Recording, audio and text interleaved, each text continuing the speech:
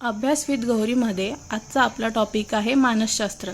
मानसशास्त्रामधला सब topic आहे बालमानसशास्त्र. आता या बालमानसशास्त्राची व्याख्या आपण पाहू. जन्मपूर्व अवस्थेपासून पौगंडावस्थेपर्यंत बालकाचा विकास, या विकासाचा अभ्यास करणारे शास्त्र म्हणजे बालमानसशास्त्र, अशी व्याख्या E.B. हरलॉक यांनी केली.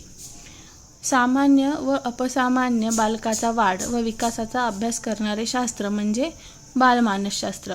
आता या अभ्यासामध्ये कोणत्या घटकांचा समावेश होतो ते आपण पाहूया. जन्मापासून ते किशोरावस्थेपर्यंत होणारे शारीरिक व मानसिक बदल, बालकाच्या विकासातील मूलभूत व सर्वसामान्य आकृतिबंध, बालकांचा वैकासिक दर्जाचे मापन याचा समावेश बालमानसशास्त्राच्या अभ्यासामध्ये होतो. आता बालमानसशास्त्राचा उगम व विकास कसा झाला हे आपण पाहू.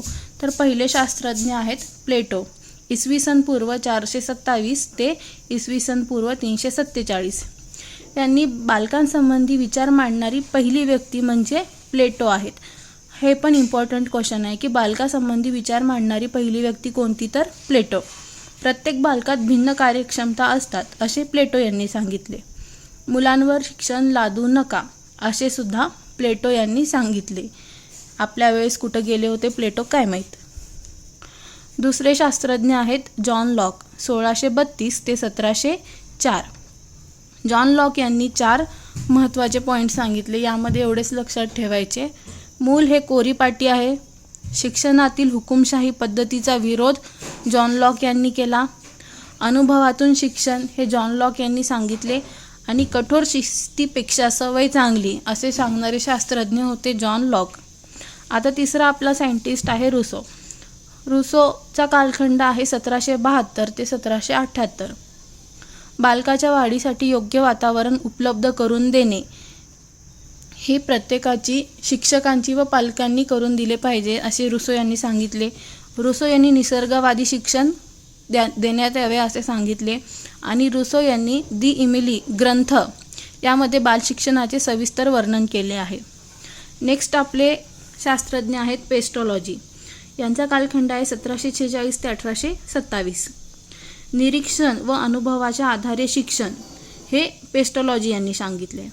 दुसरा पॉईंट इम्पॉर्टंट आहे यामध्ये, शिक्षणामध्ये मानसशास्त्राच्या उपयोगाला सुरुवात पेस्टॉलॉजी यांनी केली. आणि पेस्टॉलॉजी यांनी 3H हा इम्पॉर्टंट रूल आहे. 3H हेड, हँड आणि हार्ट हा रूल पेस्टॉलॉजी यांनी सांगितला. आता इम्पॉर्टंट एक शास्त्रज्ञ आहे फ्रेडरिक फ्रोबेल. यांचा कालखंड आहे 1782 ते 1852. शिक्षणात इंद्रिय विकास घडवून आणण्यावर भर दिला फ्रेडरिक फ्रोबेल यांनी. आणि किंडरगार्टन पद्धती विकसित केली कोणी, तर सगळ्यात पहिले फ्रेडरिक फ्रोबेलनी. फ्रेडरिक फ्रोबेलनी सांगितले की सेल्फ ॲक्टिव्हिटीला प्राधान्य द्या. प्ले वे मेथड म्हणजे खेळाद्वारे शिक्षण. आता नेक्स्ट आपले हे आहेत मारिया मॉन्टेसरी. यांचा कालखंड 1870 ते 1952. यांच्याबद्दल फक्त ह्या 6-7 गोष्टी लक्षात ठेवायच्या. ह्या इटालियन शिक्षण तज्ज्ञ होत्या. मॉन्टेसरी शिक्षण पद्धतीच्या जनक, नावावरूनच लक्षात येते. 3 ते 6 वयोवर्ष गटातील मुलांचे शिक्षण मॉन्टेसरी पद्धतीमध्ये होते. यांनी काय केलं की खेळाद्वारे शिक्षण देण्यात यावे हे सांगितलं. कोणतीही शिक्षा किंवा अभ्यासक्रम निश्चित या पद्धतीत नसतो. मॉन्टेसरी पद्धतीमध्ये कोणतीही शिक्षा किंवा अभ्यासक्रम निश्चित नाही.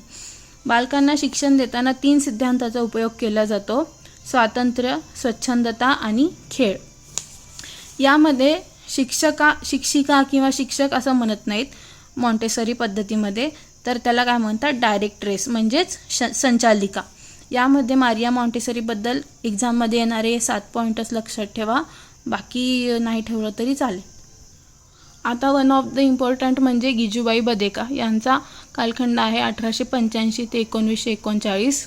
यांनी कोणाला गुरु मानलं? यांनी मॉन्टेसरीला गुरु मानलं. हे कुठले होते? गुजरातमधले आद्य प्रवर्तक.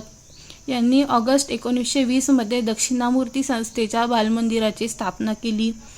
भारतात भारतीयांनी सुरू केलेला पहिला प्रयोग म्हणजे गिजूबाई बदेकांनी सुरू केलेला हा पहिला प्रयोग ठरला मॉन्टेसरी पद्धतीतला. म्हणजे हे काय, आत्मनिर्भर भारत टाईप. भारतात भारतीयांनी सुरू केलेला पहिला प्रयोग गिजूबाई बदेका यांनी चालू केला. 1925मध्ये भारतातील पहिले पूर्व प्राथमिक प्रशिक्षण महाविद्यालय स्थापन केले. कधी तर 1925मध्ये भारतातील पहिले पूर्व प्राथमिक प्रशिक्षण महाविद्यालय स्थापन केले. 1926ला मॉन्टेसरी संघ स्थापन केला आणि यांना मिळालेल्या पदव्या कोणत्या आहेत म्हणजे बालमित्र आणि मुछीवाली माँ. असाच कॉन्टेंट बघण्यासाठी चॅनलला लाईक करा, सबस्क्राईब करा आणि कमेंट करा की नेक्स्ट टॉपिक कोणता घ्यायला पाहिजे. थँक्यू.